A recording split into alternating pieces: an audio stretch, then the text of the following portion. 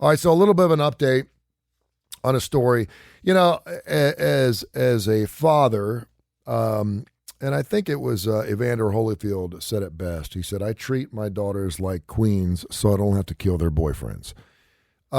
It's super important for your daughter to see dad doing the right things for mom or for stepmom or whatever. Yeah.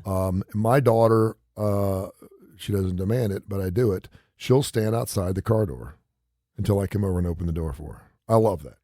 And I'm like, get in the car. She's like, hello, Dad. And I'm like, she's 9. I know. I'm like, you're right. And I'll get out of the car and I'll open the door. I said, I apologize. And now I'm used to, and I didn't always do that for her mother. Now, when we went on dates and we were dressed up, for some reason I thought to do that and be chivalrous, but I didn't do it when we were going to grab some Taco Bell. Just get in the car. What are you doing? Get in the car. It was usually because it was not locked or unlocked. Unlock the door. Oh, sorry. And so, yeah, and we also got to be careful because we always make the joke of, you're not dating till you're 30. I'm going to shoot all your boyfriends. That's not really a good thing because you're teaching your daughter that all guys are pigs. Right. But is that true? No. Are all guys pigs? Now, I'll make an argument that all guys are pigs at some point in their life. Sure. It may be for a moment. It may be for their entire life. Sure. It may be for a decade. It may be for a year. Sure. Met a lot of young guys. You had something with your daughter where you thought we had something that could have turned into something, and the guy just totally waved. He just gone. Just was incredibly passive. Left her basically hanging at the altar, and they weren't getting married.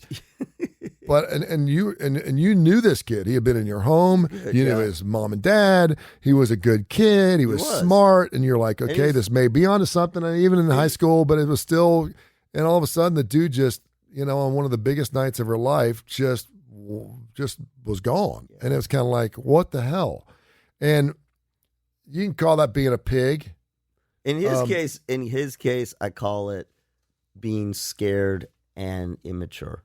Like, just, it really is, because I know this kid. I know this kid's heart. Yeah. And is obviously as it shocked you though, didn't it? It did, because of the way I read him. But again, he's very young. I mean, this is in their teens. Yeah. And it was not an uncommon story. And I do think a lot of guys, young men, they don't know what to do, and they panic. We see this all the time, even at old age. When guys are in a relationship, and it usually starts early, I'm just telling you, because guys love to chase. They love the chase. That's why a lot of women will say, don't sleep with a guy right off the bat, because sometimes once they get that, they're done. They love the chase, and then when they finally get you, even if you're so far outside their league, but they finally get you, they treat you differently, and it's only a matter of time before they'll chase something else. Well, because they don't know what to do. And that's why guys don't know what to do in the relationship. Yeah, that's right? That's why guys love independent women. Because she's on her own, and that intrigues us, and you're hard to get until we win you over, and then all of a sudden it's a different game. You're right. We're not pigs. Until we mature enough to realize that that's a good thing, and then we fall in love with you. But that could be in our 40s or our 50s. Well, I know guys in their 50s that still they chase, and once they get it, because you know why? That's, to me. Yeah. And look, not everybody is going to be as emotionally mature as everybody else. I mean, it's just the same way we have different levels of intelligence. We have different strengths and weaknesses. I mean, there's variation, and right? So different athletic abilities. So not every person, and particularly in this case, not every guy is going to evolve to a level of emotional maturity that allows him to be in the kind of relationship that we're talking about. Now, he may do great at dating somebody. He may do great with a woman who she doesn't have the emotional maturity. But I think a lot of guys on average get into a relationship, and they get in because we've talked about it. When they're courting, when they're dating, they're their best version of themselves, right? Then I'm not talking about just being polite. Yep. They talk about feelings, they're engaged, they're present, and then they get there, and then they kind of relax.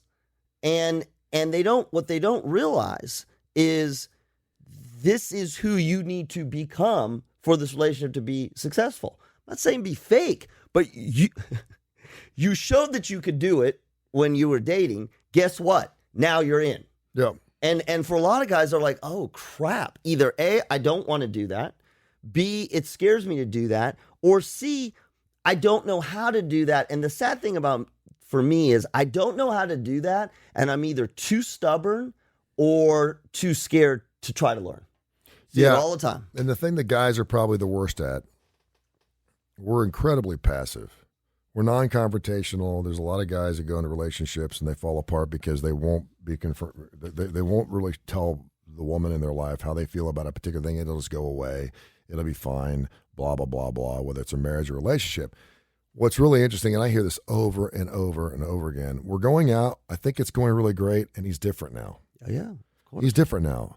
Like, he's not saying the same things. He doesn't call me as often, and you want to believe it's okay. And he says everything's okay because he doesn't want to have that conversation. He doesn't want to sit down and say, listen, I just don't feel the same feelings I had for you early in this relationship, and I want to move on.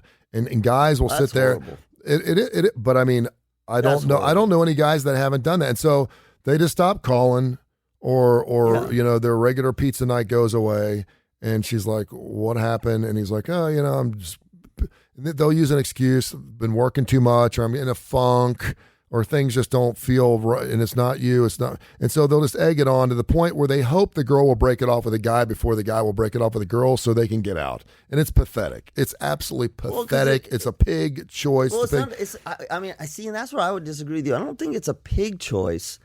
It is. It's a wuss choice. Yeah. It's somebody who doesn't know how to have a conversation that's difficult. Yeah. It's somebody who is so guarded and protective of themselves that rather than engage in something and maybe even engage in a conversation that would save the relationship. Look, we were hot and heavy. And now I'm feeling a little confused. I don't really know where we're at. I still care about you, but I haven't sort of got my feet under me or anything like that. But to do the ghosting thing or the slow ghosting thing, all that says is that you don't have the courage to be in a difficult conversation. And I'll tell you one other thing that guys do a lot. Like you said, we're non-confrontational, we're passive, but then we flip. So that's one tactic we use. The other tactic is we become a-holes. Yep. Right. And we're yelling and we're screaming and we're twitchy and we're incredibly bowed up. And that's also because we don't know how to be in the middle. We got to be who we're brought up to be. Hopefully you had a good father figure that could kind of teach you how to treat women and how to do other things, because the other thing that guys use a lot is there are good guys out there, but we're told that good guys finish last because girls love the bad boy. They love the narcissistic guy. That may reel them in, but it doesn't last. That's exactly. It doesn't last. And so, we're always told the good guy, the guy that pulls his heart out and spreads everything, will never get the girl. It may have something to do with your looks. It may have to do something with your job. It may have something, because I know these guys that girls will go cry to at 3:00 in the morning every single night of the week. And he is the good guy, but he's obviously doesn't have the rest. But did you see what you said? Well. I think, listen, you just put out a formula for success.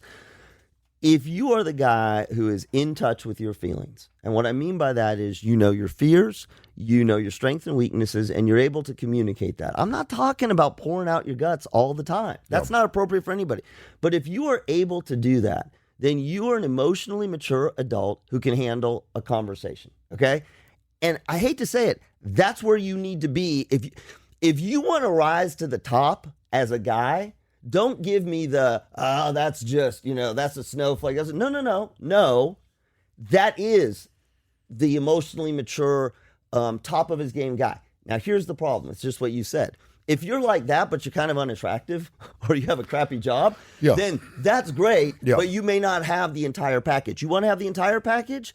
Have the looks, have the job, fix the oil in the car, but you got to do the other things. Because if you don't do the other things, unless you meet a partner who is okay with that, and there's not a lot of them, I don't care what you say, there's not a lot of them, then what you end up doing is becoming a guy who doesn't last in relationships. I see it, even nice guys, I see it all the time. They get in these relationships, they can't handle the emotional intensity. They cannot handle it because they were raised to, even if they're raised to be polite, they were raised to not know how to handle it. Mm-hmm. And when they get in it, they get scared. They don't want to say they're scared. They don't want to talk to anybody else. So they go into one of two roles. They either are totally passive and non-confrontational, oh, I'm going to go play golf, or they become complete jerks. And guess what? Your partner doesn't want to be with you anymore. Yeah. Yeah, and we're always hoping that she'll finally get fed up with our behavior and say, listen, I don't know what's going on, but I want to be with you anymore. And you're like, yeah, that's in dating. because you know what happens? Because we don't want to have to be the ones to break it off. That's in dating. Yeah. Yeah. But listen, dude, it also happens in marriage. Yeah. So we do all that stuff, and we're like, God, if she just leave me alone. God, if she just let me be who I need to be, or if she let me be myself. It's a pain in the ass. And then she leaves, right? And then we're like, oh God, what happened?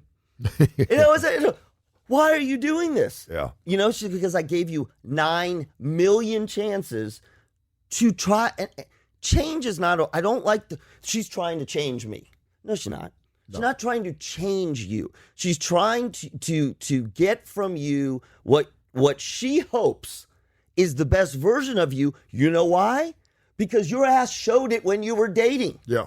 That's the problem. Yep. If you're going to be a jerk, You held the door open. if you're going to be a jerk from day one.